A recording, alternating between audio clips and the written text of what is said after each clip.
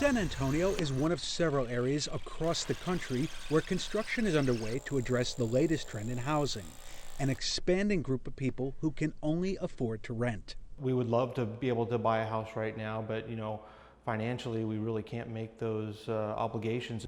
An Associated Press analysis found that in the wake of the housing crash, homeownership is close to a 50-year low. Usually 50% of new home purchases approximately are first-time buyers. The trend over the last number of years has been more like a third. You excited? I'm gonna move in tomorrow. Randall relocated here when the Army transferred him to the nearby military base.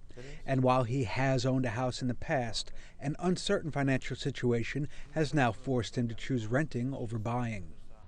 The AP analysis found that areas with healthy job markets have increased demand and pushed rental and buying costs higher. We've definitely seen in the last decade a really high run-up in home values in the Washington, D.C. area. Property values from 2000 to 2010 doubled. Historically low mortgage rates have helped strengthen the financial position of homeowners like Jim Phillips. He's been able to buy several condos and rents them at a profit. Based on my income level, I need an opportunity to, lower my taxable income. So, right now, being a homeowner is really the best way to reduce my taxes.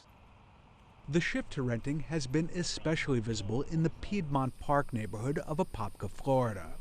More than a third of the homes here are rentals, up from 1 in 10 just a few years ago. It's renter's market because, nobody can afford the down payment. Nobody can afford all that money you need up front for a house. The split could ultimately worsen economic inequality. Whatever wealth most Americans possess exists mainly as equity in their homes. But the growing renter class doesn't have that equity, which means fewer Americans can build financial security. Luke Sheridan, The Associated Press.